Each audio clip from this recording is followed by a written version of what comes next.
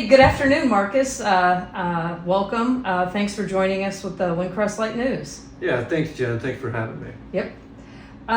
So I know you're running for re-election for City Council, Place 4. Yes, ma'am.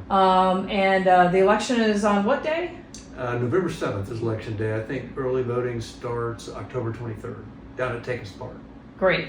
So with the election in mind, we thought we would ask you a couple of questions that we think are probably on the minds of several Windcrest voters. No, I appreciate that. I appreciate the opportunity to answer those questions. Absolutely. So the first question I'd like to ask you is, on November 2nd, 2021, 56% of Windcrest voters voted against a bond for a pool. And on May 7th, 2022, nearly 59% of Windcrest voters again said no to a bond initiative for a pool. What do you see as the way ahead on the City of Windcrest pool? Okay, hey, great question. Very, very topical. So the Windcrest pool, yes, we voted it down in 2 bond elections. The margins were close. We had a certain number of people that came out and voted. I believe that the city on our side didn't do the best job we could have educating the voters on how much they were paying and what they were paying for. It came down to a $5.5 million aquatic center, and that's a big number. But when you talk about it and it gets down to the individual homeowner, the cost really wasn't that big. I believe there are enough people in the city that still want a pool, and I think the city of Windcrest deserves a pool. We're a changing demographic community. Young families are moving in. They've got children. These children need a place to go. Adults need a place to swim. Right now in this side of town, there is not that opportunity. So the bond failed. The city can't write a check for a pool. The city can't enter into a loan agreement for a pool. By law, we can't take a loan for a pool. So the other option is to go out and look for outside funding. Where do we do that? We look at the next obvious step is the county. So in talking with the county, Commissioner Calvert, he's on board with the project. We're working on some numbers. Right now, within the county budget, there are some challenges there. We're working through those. Whatever monies we get in the beginning, it's going to be seed money. This isn't going to be, we get this X number of dollars and we start building a pool or we start breaking ground. This is proof of concept. We start designing the pool, we start looking at locations. As that progresses, we start going to other organizations. There are other organizations that could benefit from a pool in Windcrest. All this being said, the end is the citizen wins. We get a pool in Windcrest. We get that amenity that is up to date, serves the community. It's not something that was built in the 1960s to serve a quarter of our current population. That's the direction we're taking it. I've got the Mayor Pro Tem and I are on a mayoral committee. We're working on the pool. I've personally been working on this since late February, and there is a real way forward. We just have to keep pressing forward. Any challenges that may come about, obviously the voting down the bonds, that was a challenge. We're going out to these outside sources asking for money to build a pool in Windcrest when we've had 2 bonds fail that the citizens voted no on. That's a challenge. To date, we've been able to overcome that. We've had the conversation. We've gotten past that. There are some challenges that are going to be on the horizon, and we'll face those as well. But the idea is we're going to keep pushing forward until we get to the end of this. And my hope, my goal is that the end of this is a pool for the citizens of Windcrest. What are the most important issues facing the City of Windcrest in the next 2 years? So the next 2 years of Windcrest, we're going through a demographic shift. We're at kind of the beginnings of it. We've got a lot of young families moving into our city. I think the next 2 years for the city of Windcrest, the biggest challenge is going to be to sell the city of Windcrest, to sell it as the place where you want to raise your children, the place where you want your children to go to school.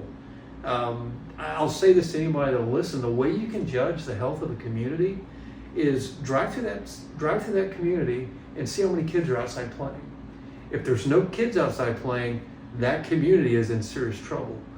We're starting to see kids outside playing in the city of Windcrest. That being said, we've got to have stuff for these kids to do.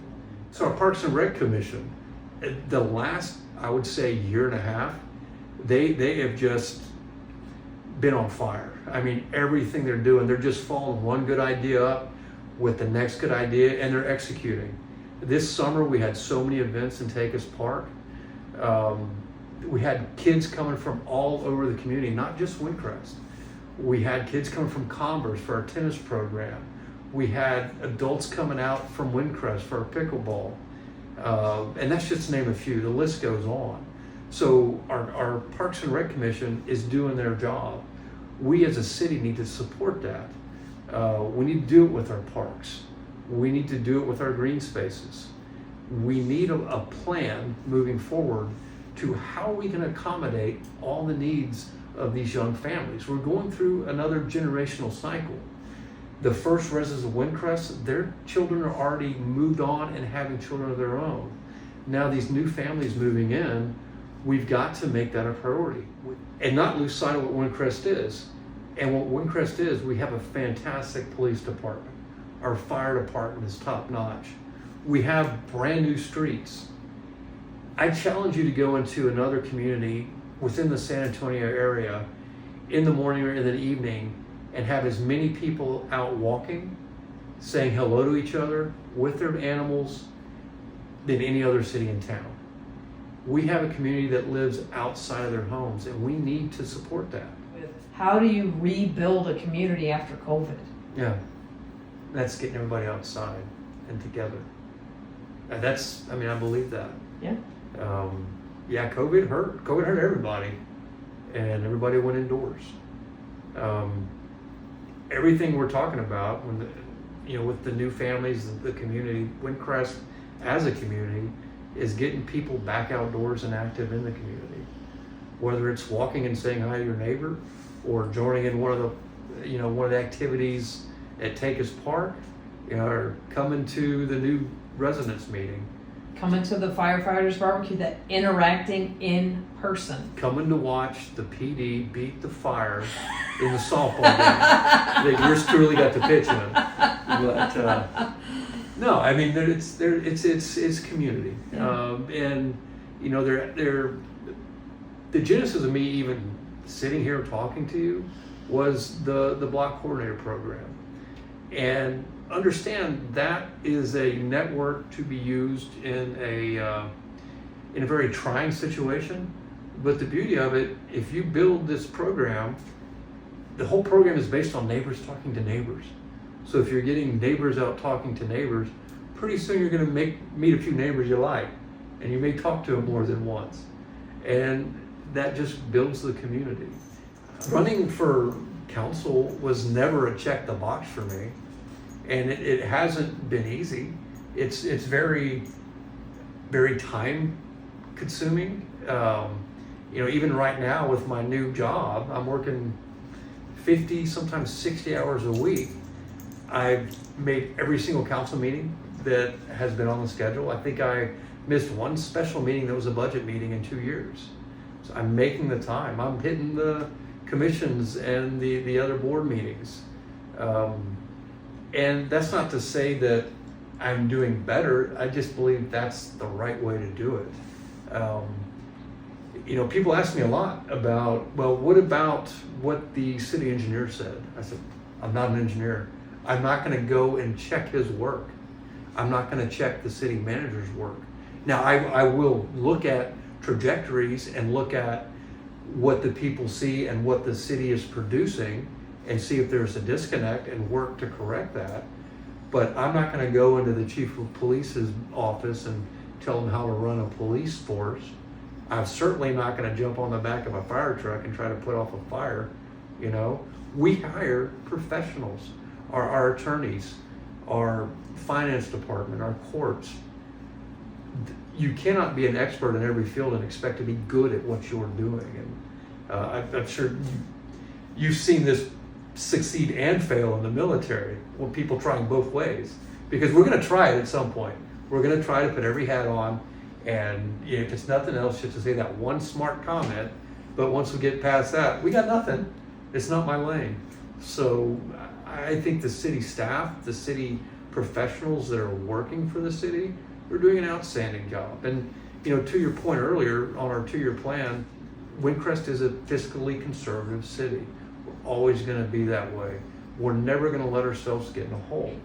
And I see that continuing. At the same time, with our 2-year plan, we need to set ourselves up for success. There are some challenges on the horizon. Do we need to talk about them today? No, we don't need a solution today, but we do need to be aware. We need to have that in the back of our mind, somewhere on a balance sheet, 2, 3, 4, 5 years out, that we are at least paying attention to. That's going to be something we're going to need to look at. For instance, our ambulance service, we just signed a new contract. At some point, that contract is going to be more than a monthly payment on an ambulance. Can the city write a check for an ambulance? No, we can't. Those ambulances are $4 million, $2, $3, $4 million. Can the city finance an ambulance? Nope, we can't do that either. Now we're talking another bond. Another thing, our alley trash pickup, that affects, I believe, around 35% of our community. And the people that have alley trash pickup love their alley trash pickup.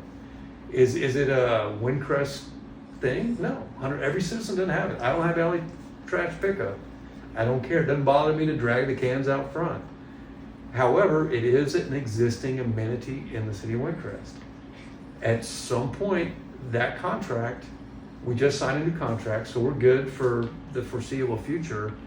But access to those alleys is going to be a cost issue.